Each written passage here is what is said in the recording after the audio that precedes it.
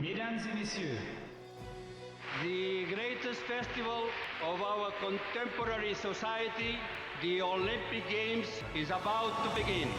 This is going to be close. Oh! They're all completely gassed! They've given it everything on the Globalbacken! Oh, yeah! Go! Oh!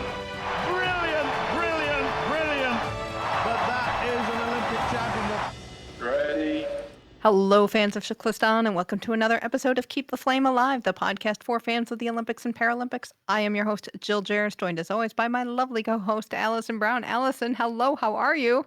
I am very jealous. You got an official polo shirt. It's not a polo shirt. I Oh. didn't get an official polo shirt, but I did get to check off one of the things that was on the officiating or volunteer jobs we do list from Tokyo 2020. And now I think we should compile those lists and make them happen because I did not expect to get to do this, but I did. That's actually a good idea. So we'll make a full list, and this will be our officiating/volunteer bucket list. Sounds good. All right. So what happened was the U.S. Masters Swimming Nationals Long Course Championships was in the Cleveland area. It was at the Spire Institute, which has or had some affiliation as a USOPC training site because you see the sign still on the highway, but you do not see any kind of affiliation within the institute itself. But it is a big complex. They have a beautiful Mirtha pool. So they had the championships there. Master swimming is anything after, I think, 18. And you can just swim. There were people in, I believe, their 80s swimming. And there were people who were relatively old who were swimming in their first meets ever. Oh, that's fantastic. Yes. Yes. So it's very exciting. And I volunteered for it through the Greater Cleveland Sports Commission. And one of the jobs that they were looking for volunteers was backup lane timers. I don't know why. This was the one that was the hardest to fill. They were constantly looking for lane timers, apparently, during the whole thing. Other jobs got filled quite easily, but who wouldn't want to have a stopwatch in their hand? I was going to say, I think this is that you need to understand your love of stopwatches is not normal. It is normal to a very select group of people. And they were all standing at the end of those swim lanes. I'm not sure those people are, but the roller derby people are. Did you bring your own stopwatch? Yes, I did, because you cannot trust what they're going to have on the other side. So yes, I brought my own stopwatches. It was a 4-day event, and I volunteered every day. I could only do half days. So in the first 2 days, I did the 7 a.m. to noon shift, and then the second 2 days, I did like the 12 to 4. So I did bring my own stopwatches because I have Oslo stopwatches and they had the sport line. Their sport lines were actually quite nice, but my Oslo stopwatch is rounder. It fits in my hand better. And the buttons are a little more tactile. And the space in between the mode button and the start button is perfect for resting my finger. And on a sport line, it's a little narrower. That said, I did tell the guy handing out the equipment, we got a stopwatch. They had clipboards and pencils Oh for my everyone. God. And I know, heaven. Did you get a And- whistle too? Because then that would have been it. No, oh, don't get me started. They need the Fox 40s over in swimming. They're using P whistles and they don't work very well. So the guy handing out his stopwatches, I said I brought my own. He's like, "Oh, you're a professional." But my first day timing was 1,500 meters. And as we know from Tokyo, 1,500 meters is at least one commercial break. And if you're 71 and doing the entire 1,500 meters as butterfly, Oh dear. it will take maybe 20 minutes longer than the last person in front of you in the heat. They were not happy. They got off schedule on that one. But 1,500 meters also meant you got a bell. Did you And get to ring the bell? I had to ring the bell. Yes. Oh my goodness. It was so exciting. It was just like 1,500 meters. How do you keep track of it? Well, we had special paperwork for this. Usually you had paperwork where you just wrote down your time, because what we were as volunteer lane timers, we were the redundancies in the system. So when the swimmer hits the touchpad, that's the official time.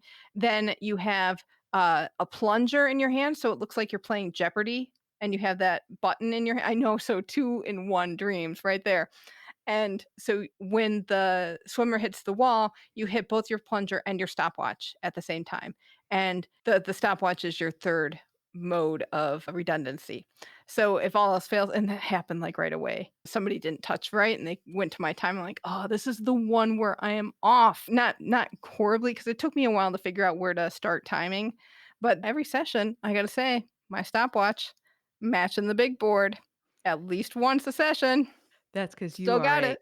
you are a professional. That's right. So yes, we got to ring the bell. The paperwork was you kept time every lap. So that helped you keep track. And then it said bell lap for the bell. And you had to ring the bell from the flags to the flags. So when they hit that 5 meters to go flag, you rang and they flipped and you kept ringing it until they hit the flags again. Oh, so there's a that whole was- technique for the bell ringing. Yes, whole system. The next days were sprints and things like that. Found out that if you're timing, prepare to get wet, because you will. And I switched after day 2. I switched from pants to my little officiating skirt. I mean, I got to pull almost everything out again. My officiating skirt, my officiating shoes, my black socks, until I had to switch to white socks because I didn't have any more black socks that were clean. Oh my goodness, that was great. But day 2 rolls around and we're in faster events. And we were doing IMs. So the stroke judges were more on our sides, looking to make sure that the swimmers touched correctly. So I'm chatting with them while swimmers are on the other side of the pool and just asking them what they're looking for and things like that. And you remember in the book, The Suspect, we read about Richard Jewell, how they made kind of a big deal. He was law enforcement wannabe. Yes. Okay, so in the movie Richard Jewell, based on that book, Paul Walter Hauser plays Richard Jewell. And I talked to my second person and I hear Paul Walter Hauser as Richard Jewell's voice in my head, clear as a bell. I'm an officiating too. And then I stopped asking questions. Yeah. But you were there with your Oslo stopwatch and everything was under control. Oh, and all was right in the world for a weekend. Good time. So yes, we have to keep going on this because there are more opportunities to cross stuff off that list, I'm sure. I'm feeling pressure now. No pressure. No pressure. Maybe I'll just throw some crystals on my rug up here, spin around with a ribbon and go pick them up. One thing I am worried about when we go to Beijing is we're going to be like asking all of the people on the sideline, so what is it that you do? Because it looks really cool. Well, because here's the one thing we're going to run into, because there will not be any foreign volunteers. Oh. I'm assuming, have they made that? They have. I don't know. No, they haven't made the announcement official, but I'm going to throw it out there and say there aren't going to be any non-Chinese volunteers. So let's hope we can communicate. Maybe, but there's going to be at least somebody who can interpret stuff because they will have interpreters there. And maybe they've got expats from other countries living in China for various reasons who will also volunteer. With any luck. We'll meet George from the UK who's in China for some reason, and he'll explain everything to us. Right? Get the ambassador's husband or something like that. All right,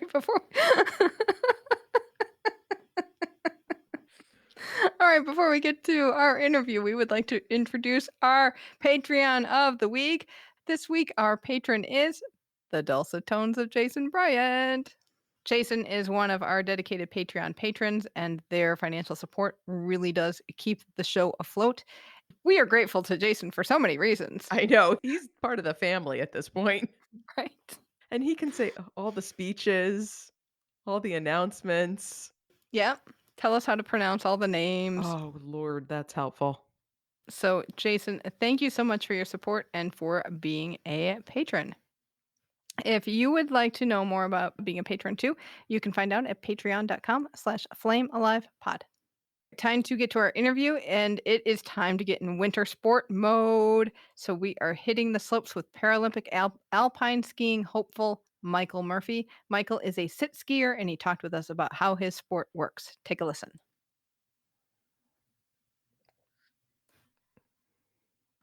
First off, Michael, thank you so much for joining us. Alpine skiing, we know, it's go down the hill as fast as possible. But what are some of the rules beyond that? Like, what kind of parameters do you have for alpine skiing? Well, first of all, thank you so much for having me on the podcast. I really appreciate it. I've been listening to your episodes the last few weeks, and it really is getting me excited for the ski season. Oh, good. I love the idea of keeping the flame alive because, as you said, a lot of people, it's just every 4 years, but for so many athletes, it's not every 4 years. It's a constant grind. So I've really enjoyed some of your recent podcasts. So I appreciate you having me on to talk about a little bit of para-alpine skiing. There's a lot that goes into it, and I'm still learning a lot of this myself. I've been competitively racing for around 4 or 5 years now, so I'm still learning a lot of the little nuances of race day, of when you're in the course, and what parts you need to focus on, and where you can lose time, and where you can win and lose a race type of thing. But would you like me to start sort of when you're at the top? Yeah, start at the top of the hill and let's work our way down. So I'm just picturing myself up in the race start area with all teammates and competitors. And it starts off with I forget the name of the people who go down the course, and they test it out and test the timing out. And usually it goes by sort of the discipline of your disability. As a sit skier, we're at a serious disadvantage because we're always at the end. Usually you have your blind athletes going first. Usually your females go first and your blind athletes. And then you're less physically impaired, so to speak. Usually a lot of the standing athletes go first, maybe somebody with CP, or they might be missing a limb. And then it sort of gets to the sit skiers at the end. And by that time, the course is so ran through and rutted, you have to accept the fact that the course you're going to be on is not going to be smooth. And of course, you have all the weather variables depending on the day. But you just have to, like our coaches teach us, you have to be good in the ruts. You have to learn how to just ride them out and just deal with them. Because as sit skiers, like I said, we're going at the very end. And so who knows what the course will be like. And usually it's not great. Sometimes it is, sometimes it's not. It also depends on what race you're at, how many people are in the field that day. Forerunners, that was the word I was blanking on a minute ago. So when you're at the top, you're like any sport, you're loosening up, you're trying to just get yourself in the right mindset. Some people listen to music, some people are doing their TheraBands just to loosen up their shoulder muscles, just getting into the right mindset. Some people don't like to talk to anybody, some people are jabberboxes and they'll talk about anything and everything, and some people just want them to just shut up. What are you? Are you a jabberbox or are you shut up, please? I'm right in between. I don't care really if people are talking. I've always been the type where I can get along with everybody. I can get my mind right in any sort of situation. But I'm moving around. I'm constantly pushing back up the hill with my outriggers just to work on my biceps, my forearms, my triceps to make sure that they're firing on all cylinders and not getting cold. But I love that race atmosphere up there at the start. Everybody's kind of in a good mood.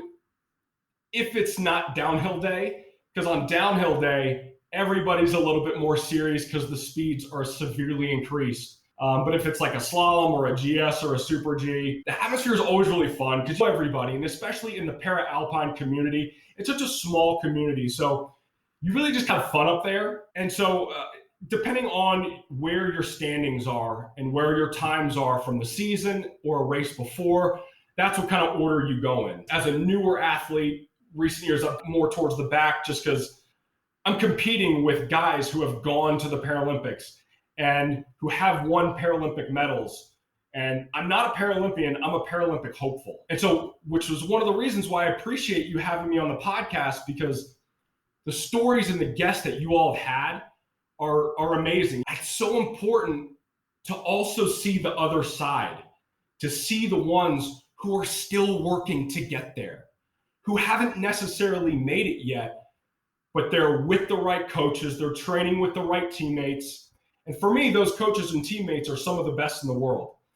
I train out of Winter Park, Colorado with a team called the National Sports Center for the Disabled. And it's one of the programs in the country where when it's the off season for the Chileans or the Kiwis down in New Zealand, they come to Winter Park. So they're training year round. And so I get to train and race with people from Team Great Britain, Team Chile, Team Japan, Team Australia, Team New Zealand. And so I get to be friends with all of these people, but they're also teaching me amazing things and teaching everybody else the little nuances of the sport and what to do and how to get there. And so even though I'm a Paralympic hopeful, I put myself in the right place and I'm surrounded by the right coaches and the right teammates. And so this is the people I'm surrounded with or surrounded by up at the top in the starting gate, or as you're sort of one racer goes and you're hearing all the beeps and the countdowns and you're watching the race officials and you're keeping an eye on the course, and slowly one after another leave the starting corral and the numbers dwindle down. And these are the people that I'm watching go ahead of me, these amazing athletes with so many different disabilities. And as one goes and then another, your heart rate starts to flutter, you start to get, the nerves start to build up, but it's a good thing. Because as so many athletes have told you, those nerves mean you're about to do something very important and meaningful to you. And it's not just something, oh, I'm just going to breeze through and go down the hill. So those nerves and butterflies are going as you get closer and closer to the start. And then you're in the starting gate. And for some people, it's kind of easier to get to the starting gate. As a high-level T9 paraplegic, I have one of the least functions of a lot of the people around me. I have my top two abs, but very little, versus some of the sit ski athletes I'm with who they have all of their abs or can move some of their legs. Sometimes I like to shake a fist at them, sort of jokingly jealous, a little bit of jealousy, like, yo, can I have some of that ability, please, to help around some of the gates?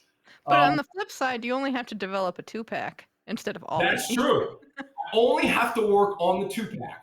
The rest of it does what it wants, depending on what I'm eating on any given week or if I'm in sport or on vacation. But it's amazing how those abs really come into play. And we all talk about and share our experiences about having the different levels and different disabilities. Some guys can get out of their wheelchairs, stand up, walk over to their sit ski.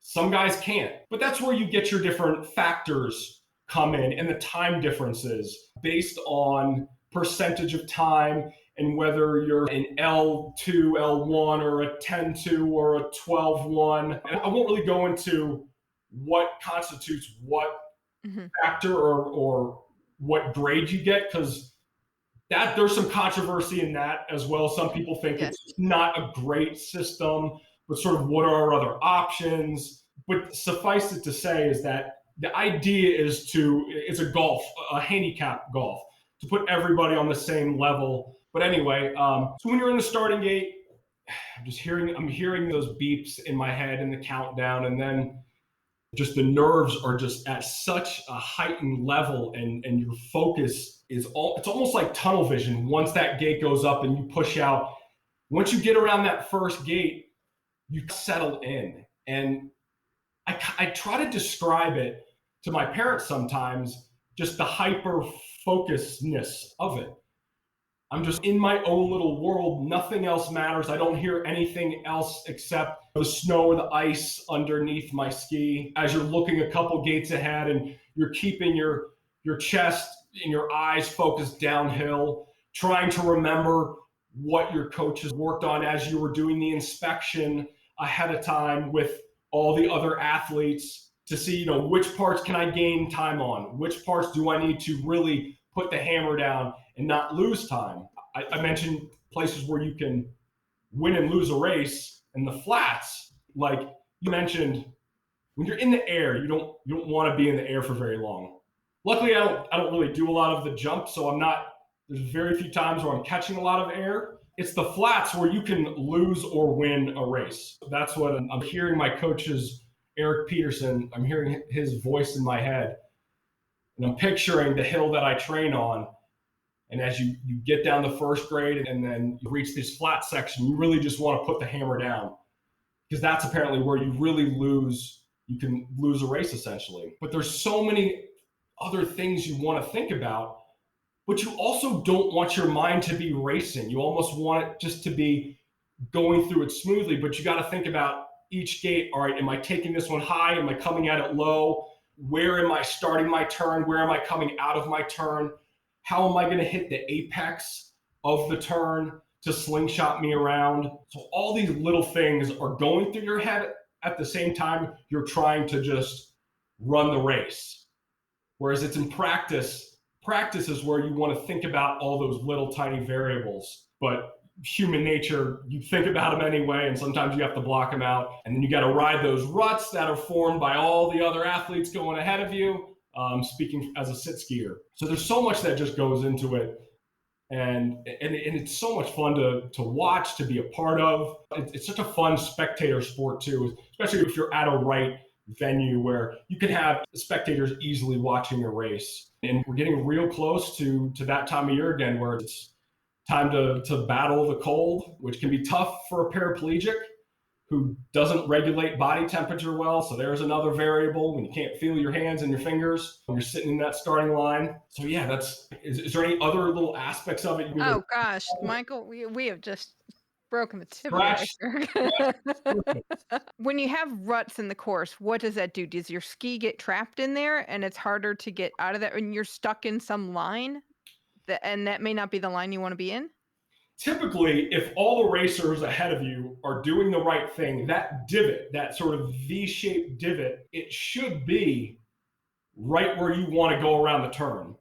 But each athlete has to approach it differently based on their ability level, their comfort level. So you could be outside of the rut and then you enter it at the wrong time and it can bounce you, jam on your shock, and it just ejects you out of the race course, and boom, you're done. You're somersaulting out of the course and your race is over type of thing. But if you can hit the apex of the turn and you can find that divot, so to speak, that arcs nicely around the turn, you can just hit it perfectly and settle in, and you just ride it smoothly, and it just slingshots you around the turn and then out of it, and then you can get back on a flat ski and turn it over for the next turn. It's a divot essentially, but if it's really bumpy, you can easily just eject yourself based on the shock setting of your monoski. And again, that's just talking as a sit skier with essentially a motorcycle shock underneath of us. Yeah, those divots, if it's really warm, they can get really massive and just big divots, especially in slalom. For downhill, how fast do you end up going? Let's say it's a fast day. It's not super, I would imagine slushy makes the course slower. Which is why even in non-para Alpine, they ice the course, which to me as more of like a still on the newer side. I haven't been doing this for a dozen years like some of my buddy. It just seems crazy at times that they literally want to ride on a sheet of ice. I'm sorry, when you see the Lindsey Vonns do that back in her heyday, and you know that the edges of their skis are just razor sharp to dig into that ice. But the speeds, some of my buddies, they've gotten up to 50, 60, close to 70 miles an hour. I've never hit that speed. I'm sure I've gone over 50 easily, but just some of the speeds can be absolutely crazy. And then when you pair those speeds with a crash, just some of the injuries can be absolutely devastating. I'm picturing Tyler Walker from maybe 8 years ago, a former Team USA, a silver medalist who's a double amputee. He just caught some air, I think going down a downhill race in one of the Paralympics, and just somersaulted and kept going. He had to get, I think, medevaced out of there. And I think I'm pretty sure he had a concussion and was just in a dark room for about a week. Elena Nichols, one of the most famed, accomplished female Paralympic athletes, she had a bad wreck a few years back that sort of put her out of contention to making what would have been her final Paralympic appearance. So some of the speeds can be really nerve-wracking, especially for the spouses and significant others of the racers who are watching and can only just sit back and watch. And they see these crashes happen, or they see the YouTube videos of these crashes, and it makes them try to convince you to stop doing it. I'm not surprised. Yeah, right. Yeah.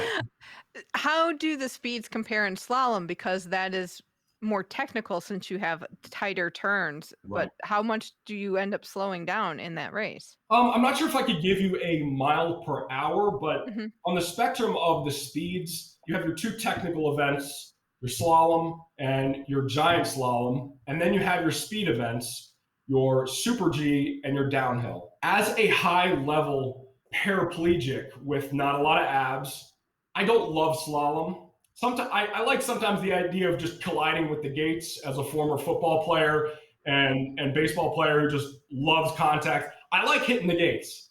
That's fun.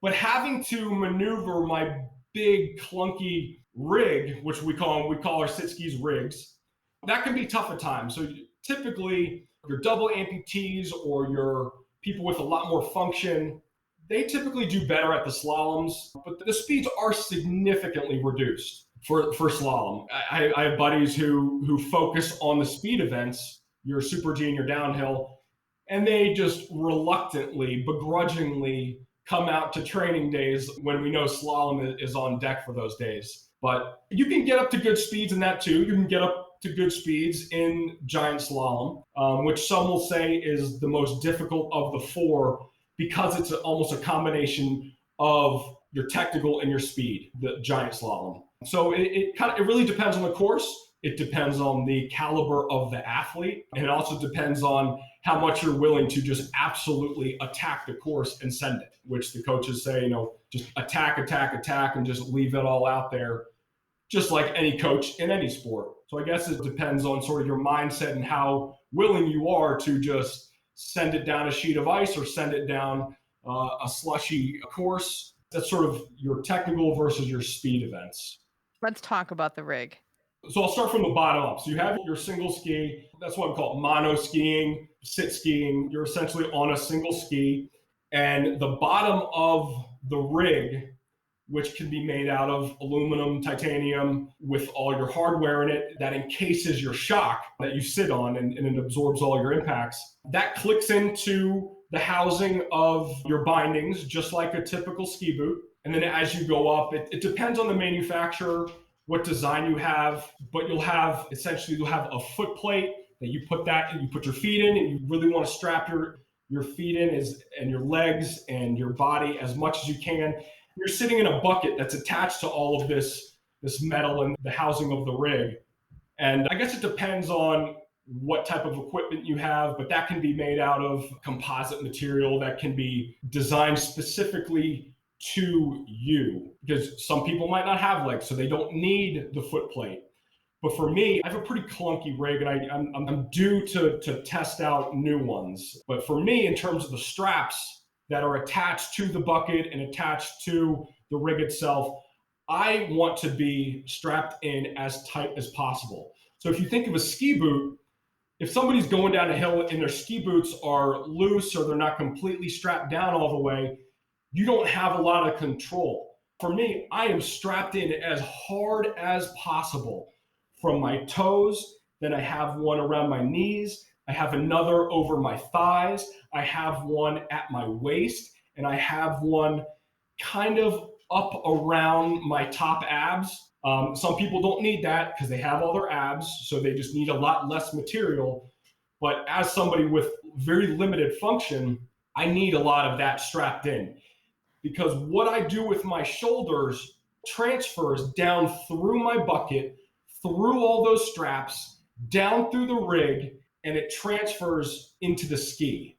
So my motions, when I'm trying to go from edge to edge and really work the ski, that's coming from my shoulders and my chest and what I'm doing up here, versus maybe an Andrew Kirka or somebody who can move their legs a little bit.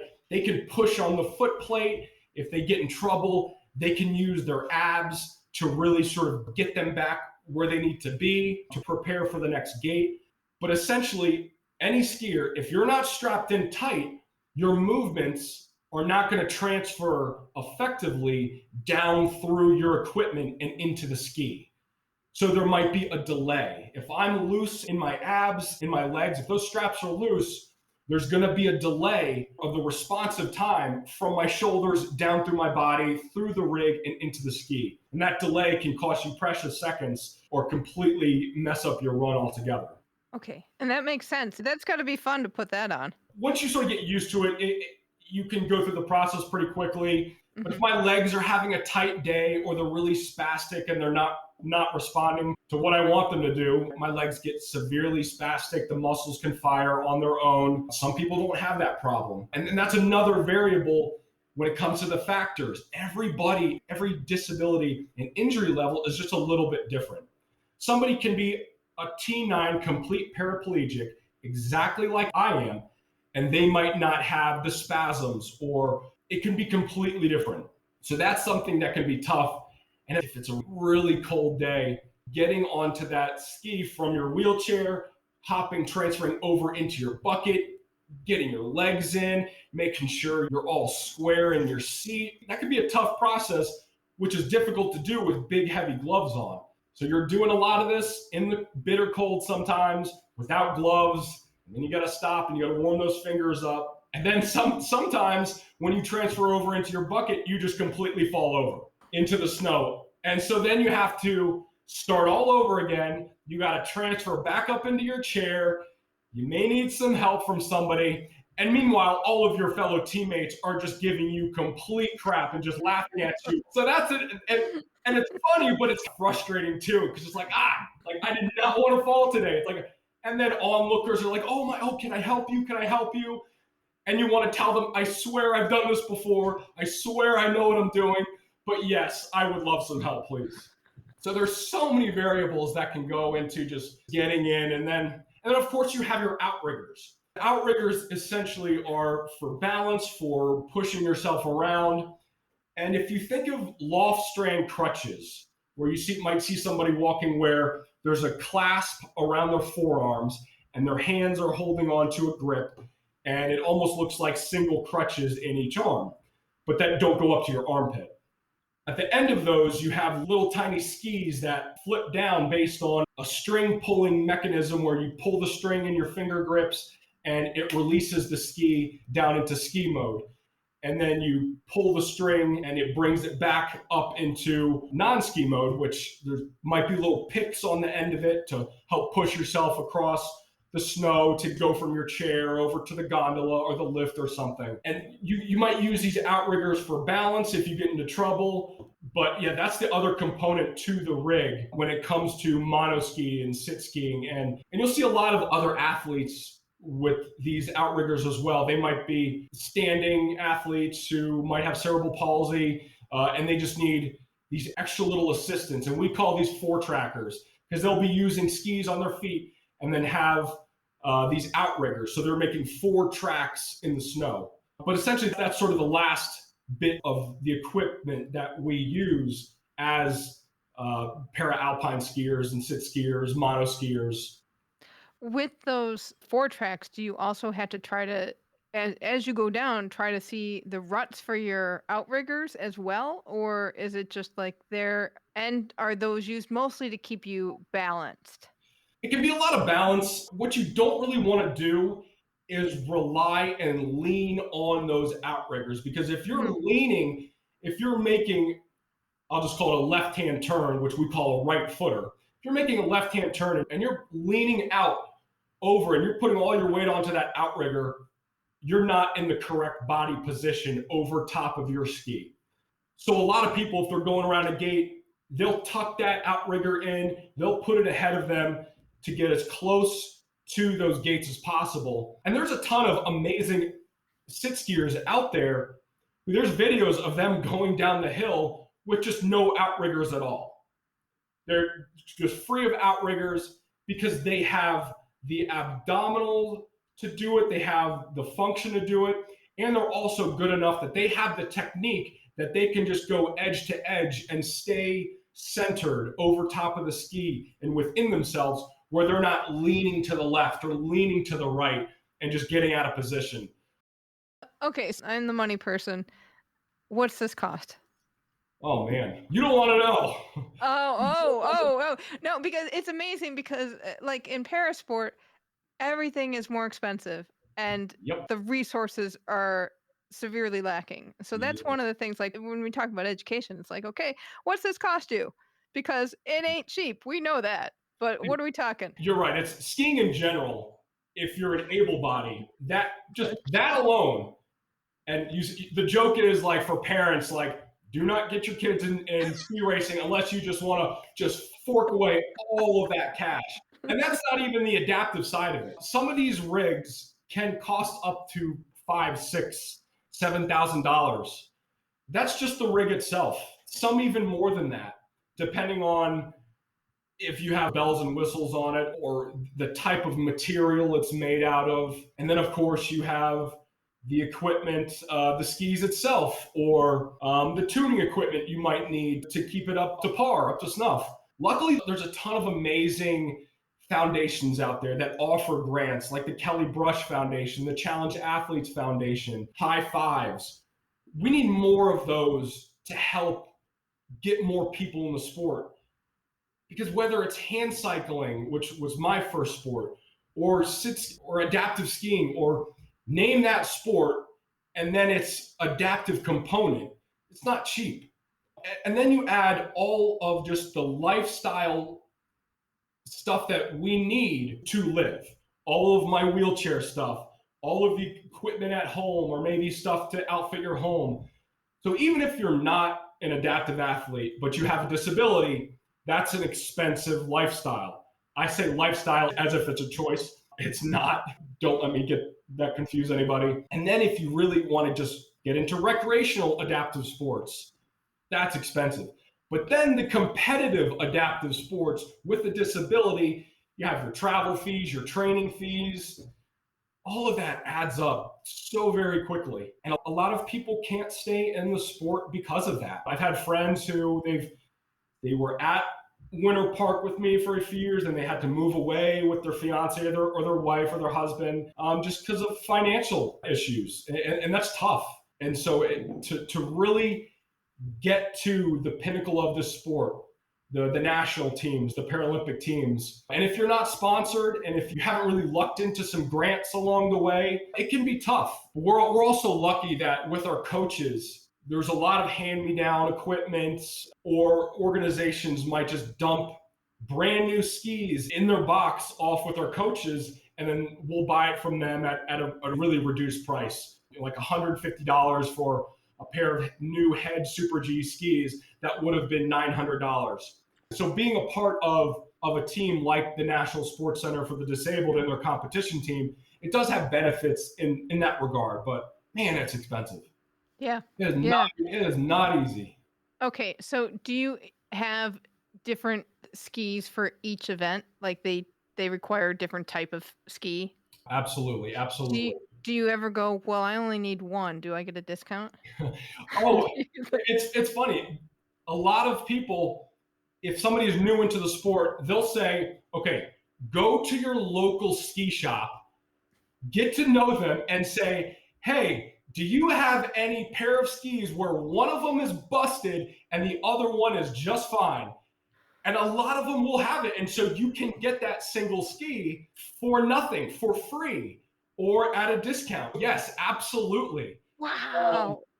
But at the same time, if you only have one Super G ski and on the day of that race something goes wrong, you don't exactly have a backup. So a lot of people, they will get the pairs because it's important to have maybe your slalom skis that you train with, and then its other half that is dedicated to race day.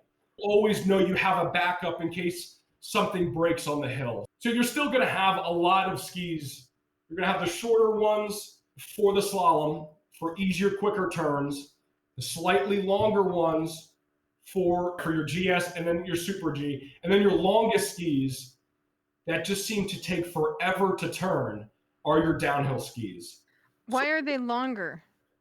Because you want more stability. If you try to go down a downhill course on slalom skis, you don't have that surface area. You will likely crash just because you don't have the control or the stability. Whereas the longer ski gives you the stability to go at those higher rates of speed.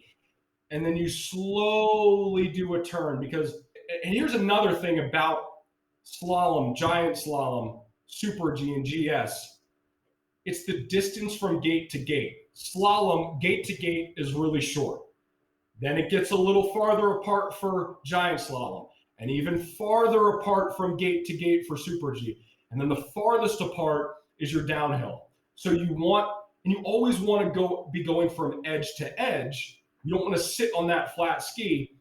So for downhill, you're slowly rolling it on edge, and you're slowly making these big arcing turns for your Super G and your downhill, versus the slalom where it's the quick turns one after another, and you're really active in the turns. So that's why you need different equipment for each discipline, because you can,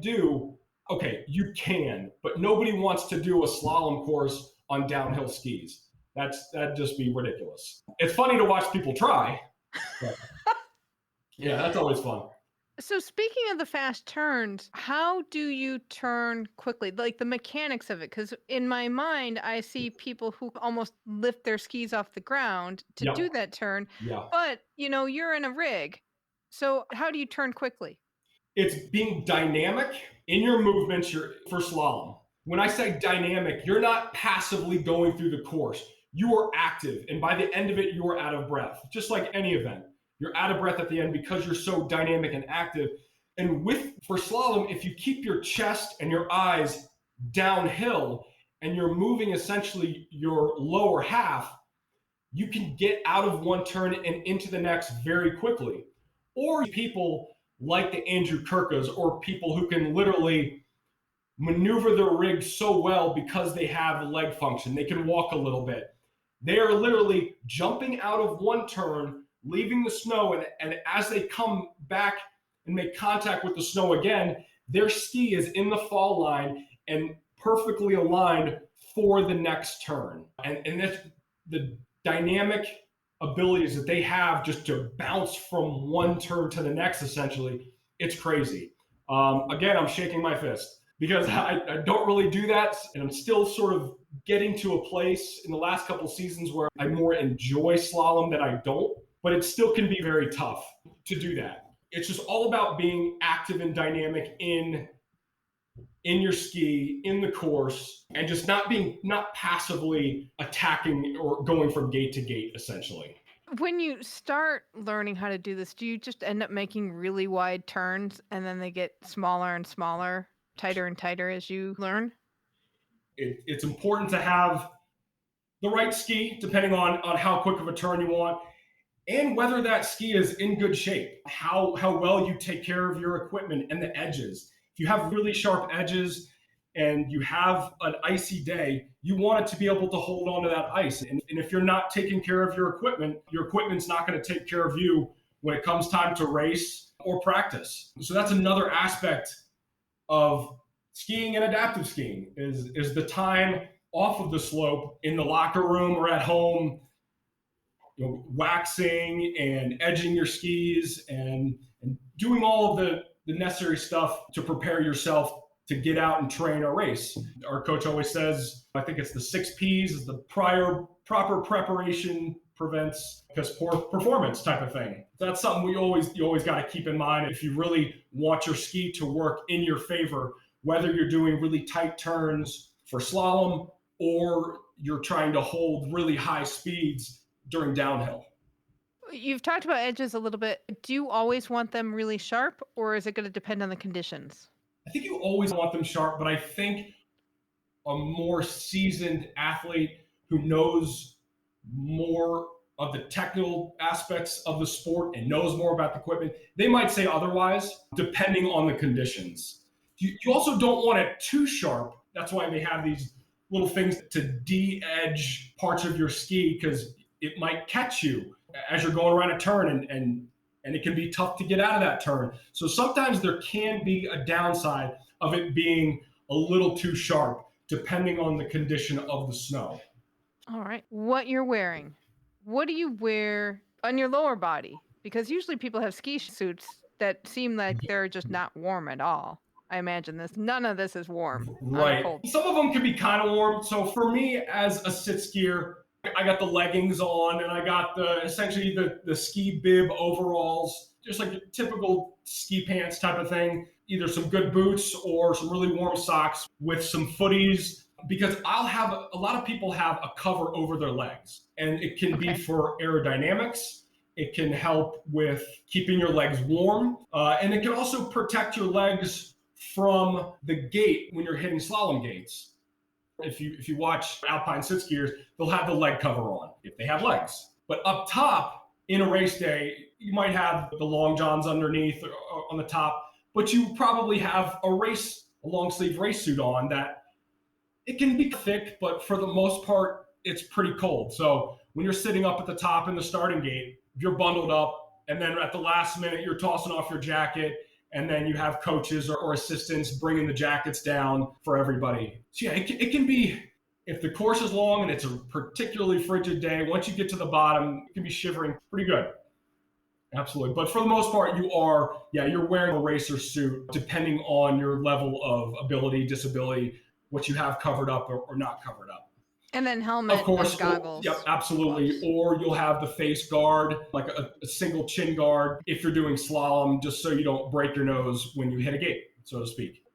I have not broken my nose, but I've given myself a black eye going through the finish line. When right at the finish line, there's a Super G race a couple years ago on my home mountain at Winter Park, and right at the very end, as you get to the finish line, it drops down into the finishing corral. And I knew this because of the inspection that we go through maybe 45 minutes before the first 4 runners go, but I wasn't prepared when I caught a little bit of air on the lip. So when I went off on a flat ski right through the finish line, I'd gone through the course, I was all excited, I hit the finish line, and I hit that lip on a flat ski, and I probably just got 3 inches of air, just not much, but just a little bit. Where I landed, I came down on an edge, and I completely just high-sided and face-planted, direct hit my nose, my face onto the hard, compact snow, did a couple somersaults, and then just laid there for a minute until some guys ran over and made sure I was okay. But I had a really nice shiner that just looked really good. It made for some really good pictures. And of course, it broke the goggles that I had on. So yeah, I wore that one as a badge of honor, but also as a great reminder that even when you come to the finish, you are not finished. You have to really know every aspect of the course. Where are the dangerous parts? Where can I get in trouble? Oh, there's a little bump here in between this gate and that gate. Be aware of that. I don't know if I was just excited to hit the finish line and didn't think I'd catch air at that speed, but I caught just enough and I wasn't paying attention and it just landed on that edge and boom, face plant. Got on video too, which is, it makes sure, so it's fun to watch that one. But it was a good, like I said, it was a great black eye, really good learning experience though.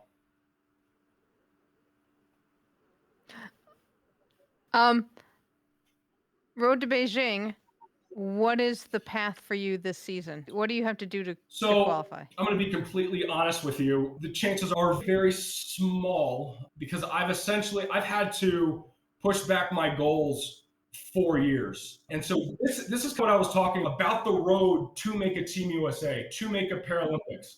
We see a lot of these amazing stories of the people who got the golds and the podiums on TV, but the people who may not have qualified for the final round or they came in 9th or 10th, their stories of getting to that place are as equally as inspiring as the people who got gold, sometimes because of what they've had to go through.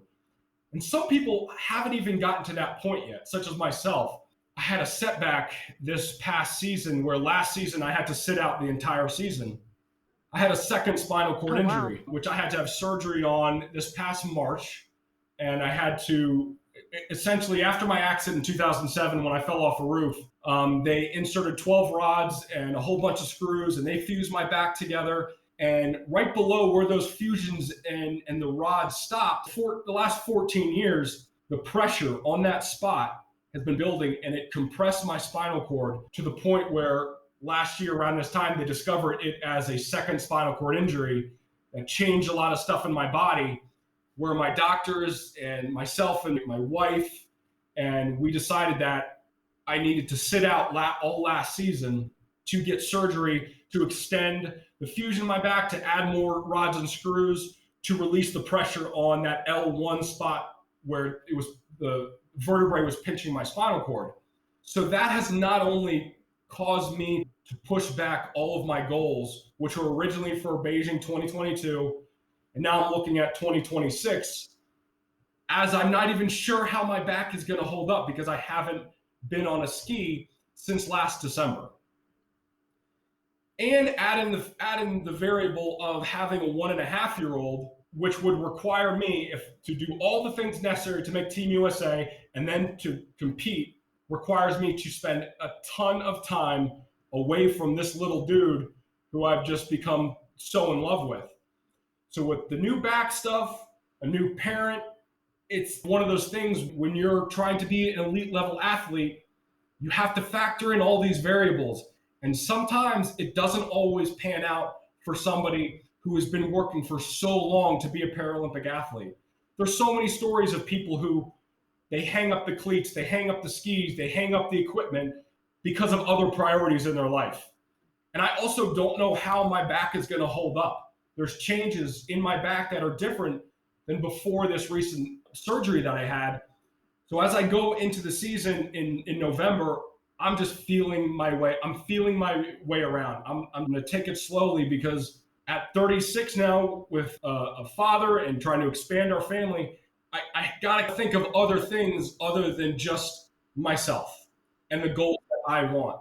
So that's another interesting storyline to so many Paralympic stories or Paralympic hopeful stories is you might be right in the right place and you're with the right coaches and teammates and you're qualifying, and then boom, something happens where you have to adjust all of the goals that you have set.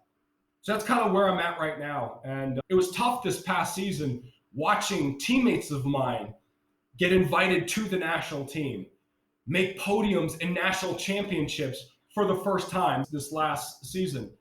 That was tough. That was really tough at times when I'm watching on my computer from the sidelines in my home in Denver. So who knows what's going to happen, but it's hard to just say I'm done because I set my Paralympic goal back in 2009, 2010, when I was a hand cyclist. I don't have a hand cyclist body, so I changed sports around 2015. But I still made that goal when I was watching reruns of the 2008 Beijing Olympics, and I would see these people on the podium, and I would recognize their drive and their abilities, and I would see those same abilities in myself, which is why I set a Paralympic goal way before I was even in a place to be doing so. Thank you so much, Michael. Michael is also a motivational speaker and author of the book, When I Fell, How I Rerouted My Life and Found Strength in a Severed Spine. You can learn more about him at michaelmurphyspeaks.com and at whenifell.com. And as with all of the authors on our show, Michael's book is featured on our bookshop.org storefront. Pick up your copy at bookshop.org/shop/flamealivepod and support the show with your purchases. That sound means it's time for our historical moment, and this year we are focusing on Atlanta 1996, which is celebrating its 25th anniversary this year. All right, my turn to tell you about judo. You have been teasing this judo story to me for about 3 weeks. And I did no research so that you will be getting and I certainly did not watch judo in 96. So this will be my absolute hot take. Well, hopefully I will deliver on this hot take. That's what I'm really worried about. But 1996 was just the second time that women competed in judo at the Olympics. And just keep in mind, judo places are gold, silver, 2 bronzes, 2 for 5th place, and 2 for 7th place because they have a double bracket system going into that. So if you remember from Tokyo, judo is a very unpredictable sport in terms of who you think will win. And Atlanta was no different. So women competed in 7 weight classes, and there is something amazing and or crazy about 5 of them. So we will run down the list. In the extra lightweight, we had in the gold medal match, it is Ryoka Tamura from Japan facing off against Kie Sung-hui from the People's Republic of Korea, which we also know as North Korea. She's in this tournament. She hasn't competed internationally ever. And the PRK has not competed internationally in a few years. But the Judo Federation say, hey, we're going to give you a wild card entry. And Kie Sun Hui got that entry. Tamura is the defending Olympic silver medalist. She was the flag bearer for Japan at the opening ceremony. She has been undefeated in the last 4 years. So, in the finals, these two face off. This is a match. The crowd is so behind Tamura. They are so excited for her. Goes all the way to the end, and Kie pulls it out at the end. Snaps the 84-game winning streak, takes gold. Tamura goes on to be one of the few women who won medals at 5 consecutive Olympics. This is not equestrian, where kind of sport where you see people staying for 5 games. She won gold at Sydney and Athens and bronze at Beijing. She married Yoshimoto Tani, who was on Japan's baseball team at 96 and 04. Kie moved up in weight. She continued her Olympic journey. She won bronze at 2000 and silver in 2004. Also competing in this weight class, American Hillary Wolf, who you might know as the sister in the movie Home Alone. I know! And this is just one weight class.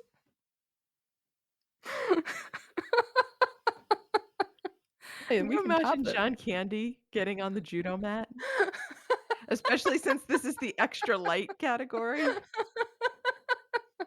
Moving on to the half lightweight class. This one went kind of as planned, but we actually have a Keep the Flame Alive connection to this weight class and this event because contributor Ben profiled American Marissa Padula for the Pitt News ahead of the games. She was a student at Pittsburgh. She was a graduate student in the Department of Biological Sciences. And I have a lovely article from Ben here that we'll make pictures of and share it on social. But yeah, he was pretty excited about that. In the lightweight category, Driulis Gonzalez from Cuba defeated Young Sun Young from Korea for gold. Driulis won this medal 2 months after she fractured cervical vertebrae. Oh, okay. And there was a lot of controversial officiating, apparently. Really? Yeah, I know. So one of Sun Young's early matches had a bunch of controversial stuff, which may have helped her advance to get to be in the gold medal. But Julius won and is also one of those big-time Olympians for Cuba. In the half heavyweight, we're looking here at Ulla Vertbroek from Belgium. Ulla was also in 92 games, and she left the Olympics with a broken knee and a leg in a cast. She couldn't compete for a year. She is facing off in the gold medal round against Yoko Tanabe from Japan. So, of course, again, because this is a sport of Japan, the crowd is behind her. Ulla scores early. Tanabe has to catch up. And Ulla gets the deciding score with 2 seconds left on the clock. Right? Well, so she wins gold. Belgians and clocks. Right? First Belgian woman to win gold at the Summer Games. Really? And Belgium had been in the games since 1900. Belgium has a very long Olympic history. So this was the first woman. Wow. Yes. And then Belgium proved to be a heavyweight in this whole sport at Atlanta because they also had one of their athletes won a silver and another won a bronze. You never hear about Belgium in judo. I don't even know what to do with that. But then we get to the heavyweight category. And this is where it really gets nutsy. I'm frightened. Well, there are two interesting stories out of this class. The first is the silver medalist, Estella Rodriguez from Cuba. She lost the gold medal to Sun Fuming from China. Estella also tested positive for a banned diuretic masking agent, but the IOC left her off with a reprimand, and she got to keep her medal. Oh, how things have changed. Ish. So that's not all from this category. Tying for 7th is Edda Silva from Brazil. And we are still in gender testing kind of era. She had to go to extreme measures to confirm her gender. She was clearly a woman, but discovered at puberty that she also had male sexual organs. Okay. So what does this mean for her competitive career if she's what we now are calling intersex? Well, according to my favorite book by David Walachinsky, the complete book of the Summer Games, said, according to Brazilian newspaper accounts, 3 months before the games, She had an operation to remove her testicles and reduce the size of her clitoris. She is 19 years old at the time. How have we never heard that story before? I do not know. But there is an interesting article in The Guardian that has a whole bunch of athletes who were intersex or had mixed sexual organs like this. Silva went on to win 2 out of 4 of her matches at Atlanta. She went on to compete at Sydney, Athens, and Beijing. At Beijing, she lost the bronze medal match and placed 5th. So that was her highest performance at an Olympics. Wow. Nutsy stuff. Well, it reminds us how long the Castor Semenya issue has been going on. You know, this whole questioning of, are you, I mean, we've had stories even long before 96 that we've talked about. But even in an era where we were a little bit more biologically aware, such a complex issue, and yet we try to make it so simple. Yeah, it's really challenging. So, judo competition, pretty amazing in 1996. We do have a selection for our historical games for next year. We have a winner. We do. Thank you to everybody in the Facebook group who voted because this was pretty contentious. We had 5 different choices. And I am surprised. Are you surprised? I am surprised. So next year, our historical games will be Albertville, 1992. Because we did summer this year, we wanted to do winter next year. And we're already going to have an issue because I would pronounce it Albertville. Oh, yeah. Probably we should be pronouncing it Albertville. So before January, we have to get, if you and I have to decide, are we going to use the English pronunciation or the French pronunciation? Yes. We do. Oh, the French jokes that are coming next year. Oh, man. But I am- it'll be exciting. I'm so excited about this one because we remember it, but we have holes. We were talking about it before the show, and we have holes in this one. Huge holes. I mean, this was Albertville happened when I was on study abroad. I was in Vienna, and some of my classmates they did go to Albertville, and I believe they saw a bobsled. And I had decided not to go because it was on this bubble of cashing in my Eurail pass, which is good for like 3 months. And it was one of those if I cash it too early, then travel after the semester is going to be really difficult. So I said no. And then I it was in a living situation where I did not have access to TV. And I had one friend who did, and we would watch the figure skating competition. So that's really all I saw of Albertville. So we now got stories. We got stories. Oh my gosh, I'm gonna have to watch like the whole opening ceremonies. It's time for Magique. Well, coming in January, retrospective of Albertville 1992, getting us in the mood for Winter Olympics. Exactly. So thank you, listeners. This is exciting. I'm very much looking forward to it again. Hey, did you know our merch store is open again? Well, you do because you put it together. I do because I have been taking requests for designs. Yes. So there is a Welcome to Shuklistan design that is there.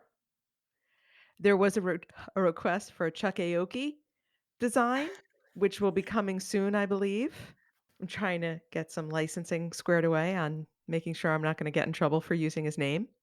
So yeah, if people have anything they want us to put together from things on the show, we are happy to put it on a t-shirt. Excellent. We'll have a link to this in the show notes and you'll see it on social, but we're very excited to have merch again. Welcome to Shuklistan. Yes, it's the part of the show where we check in with our past guests who make up our team Keep the Flame Alive. Kelly Clays and playing partner Sarah Sponsel got to the quarterfinals of the FIVB World Tour, but lost to April Ross and Alex Kleinman in that round. But good season. Very impressive. Deanna Price served as Grand Marshal of the homecoming parade for her alma mater, Southern Illinois University, and then she made an appearance on Sunday Night Football, which I did happen to watch live, and I was so confused. Because there's Deanna Price with all her enthusiasm, waving furiously at the camera and leading the crowd in chants. It was great. Oh, there are clips of it on YouTube if you want to go back and see the beautiful Deanna Price. Oh, I will definitely be looking for that. And then next week is Arizona State's Humanities Week. So this is when Shuklistanis collide.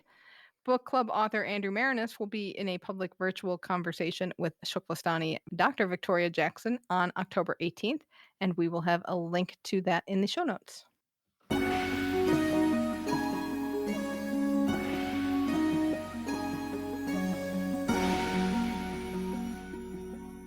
Oh, Beijing 2022 news. Coatsy going rogue. Coatsy going rogue. I cannot talk about this without just laughing because it's what did you expect kind of thing. On so many levels. What did you expect them to say about this situation, and who else would say it quite this way? So yes, John Coates, IOC vice president, was addressing the press in Australia, and they asked him about human rights in China vis-a-vis the Beijing 2022 Olympics. And he said that confronting a sovereign nation on human rights issues was not within the committee's remit. Coates said that the IOC's remit was only limited to ensuring that no human rights abuses take place in respect to the conduct of the Games within the National Olympic Committees or within the Olympic movement. This is according to Forbes. Are we surprised that they don't care about it? Not that they don't care, but they're not going to take a stand on anything that does not happen within the Olympic bubble. I mean, half the time they don't take a stand on stuff that happens with the Olympic bubble. They pass it on to the national federations or the sports committees. So they're certainly not going to take a stand on something that's happening on the other side of the host country that has nothing to do with sports. Who cares if millions of people are getting slaughtered? Not our problem. Honestly, you're asking for trouble from John Coates. Yeah. Well, and what made it so funny to me was that he was addressing the Australian press, and the Australian press know John Coates. They set him up with this question. He fell for it? Well, fell for it to the extent of they knew what his answer was going to be. How could you be an Australian sports reporter and not know what John Coates is going to say if you ask him about international politics? They're either hoping he's going to go rogue, which we always love, or he's going to say something that makes the IOC look bad.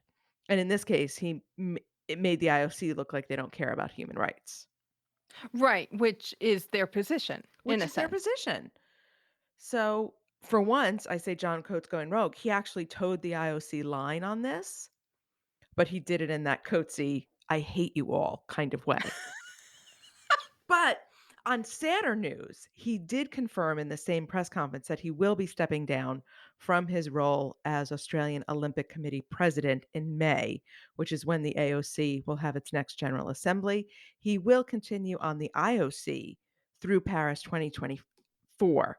So we've got Coatesy for not that much longer. And Dick Pound, our other favorite IOC member to go rogue, I believe is retiring after 2022. Yeah, this is his last year. And I think part of it is age limits. But yeah, Dick Pound stepping down. That's going to be. So we need some new Mavericks to step up. Kristen Klosser-Awson, I'm looking at you. And she's now a member of the executive board. I know. Yes. Other Beijing news, the torch relay will start on Monday. This is crazy. Monday the 18th, they will light the torch in Olympia. They'll have a few torchbearers carry it, take the flame to Athens, and the next day will be a handover ceremony, and then the flame will head to China. So this is a much more scaled back torch lighting ceremony and the time that the flame will be in Greece. But everything will be toned down this year. It'll be interesting to see how things unfold and what happens for 2024.